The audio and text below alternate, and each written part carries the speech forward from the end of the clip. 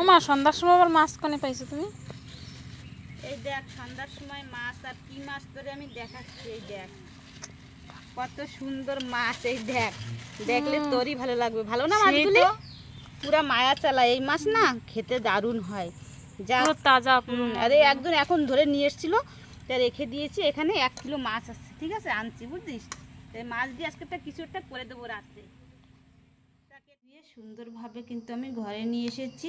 আর এই যে দেখো সাইডে রেখে দিয়েছি পরিমাণ মতো লবণ, লঙ্কা আর হলুদ গুঁড়ি। এবার আমি এই মাছের সাথে সুন্দরভাবে মেখে নেব।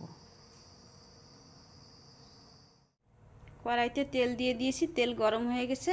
এবার আমি মাছগুলি হালকা করে ভেজে নেব।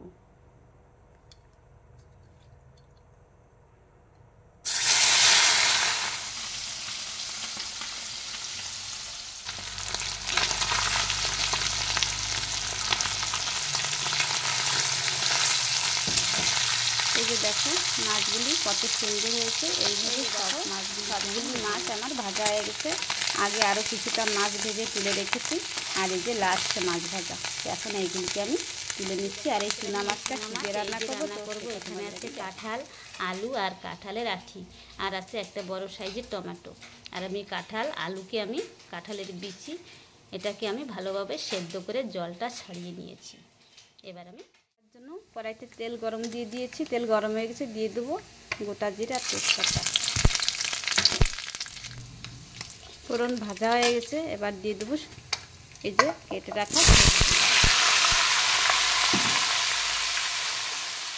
মেশানো হয়ে গেছে। এবার আমি দিয়ে দেবো জলে গুলে রাখা লবণ, লঙ্কা আর হলুদ গুঁড়ি।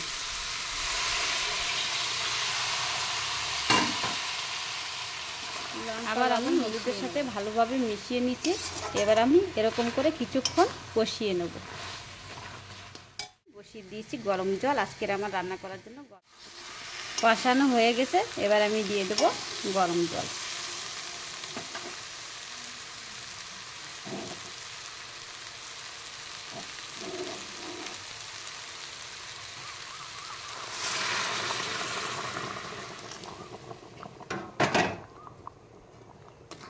একটু নেড়েচেড়ে জলের সাথে মিশিয়ে নেব।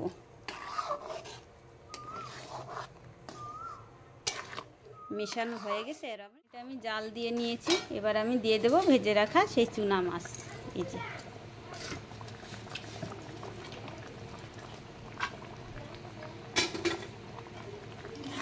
হয়ে গেল আমার তরকারি রান্না করা। এবার আমি তুলে নেব। একটু নেড়েচেড়ে মিক্সের রেসিপিটা তোমাদের কাছে কেমন লাগলো কমেন্ট করে জানাবে কিন্তু। আর এরকম করে তোমরাও কিন্তু ঘরে রান্না করে খেয়ে দেখো, খেতে কিন্তু দারুণ লাগে। তো আবার তোমাদের সাথে দেখা হচ্ছে পরবর্তী এরকম নতুন আরও রেসিপি নিয়ে। তোমরা ভালো থেকো, সুস্থ থেকো।